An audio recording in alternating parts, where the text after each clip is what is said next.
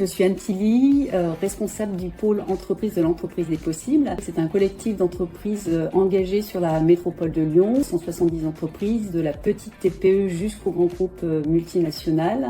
On engage les dirigeants et les collaborateurs pour collecter des ressources selon différents dispositifs, le don de jours de repos, le mécénat financier, le mécénat en nature, les missions de bénévolat et le mécénat de compétences et la mise à disposition de biens immobiliers au profit de 50 associations partenaires, dont bien sûr fait partie Alinea. L'entreprise des possibles rassemble toutes les typologies d'entreprises de la métropole de Lyon et tout secteur d'activité. C'est ça qui est chouette dans cette initiative, c'est vraiment d'embarquer la cité et d'améliorer la cité ensemble, qu'on soit acteur économique, institution ou association. Le point commun entre l'entreprise des possibles et Alinea, le fil rouge, c'est, j'allais dire, l'engagement.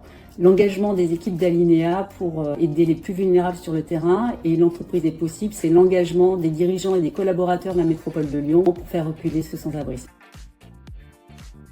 Pour plusieurs raisons. Un, parce qu'elles souhaitent s'impliquer de façon durable sur le territoire de la métropole en termes de solidarité. Deux, parce qu'elles veulent faire partie d'un collectif d'entreprises et proposer à leurs collaborateurs un engagement sociétal et surtout faire reculer le sans-abrisme. On a vraiment une convergence des deux mondes et ça permet ensemble de faire reculer la vulnérabilité. Et en ça, Alinea porte beaucoup puisque nous organisons dans un dispositif qu'on appelle animation du collectif des rencontres entre deux mondes, le monde associatif et le monde de l'entreprise. On a souvent opposé la performance de l'entreprise avec la solidarité des associations. Ce qui est chouette dans cette initiative de l'entreprise des possibles, c'est que on fait rencontrer les collaborateurs de l'entreprise avec les équipes de terrain.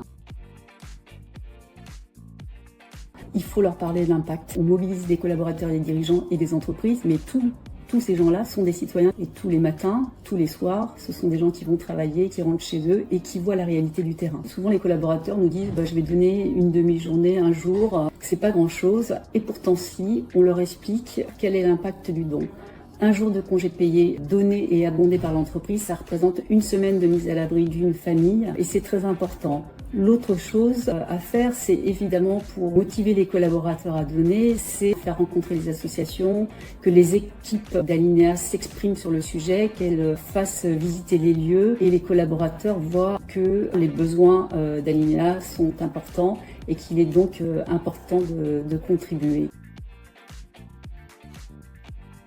Je crois que le don est une déclaration de considérer qu'ils ont envie d'agir et qu'ils ont envie de voir le monde changer. Et puis donner, c'est enthousiasmant. Ce que nous disent les collaborateurs quand ils donnent, c'est qu'ils pensaient faire si peu et finalement ils voient que ça fait beaucoup. Et on voit souvent que les donateurs embarquent d'autres collaborateurs. Je pense que c'est un virus de bonne aloi. Je pense que donner, ça rend les gens heureux, surtout quand ils voient l'impact du don et les besoins qui sont énormes sur le terrain.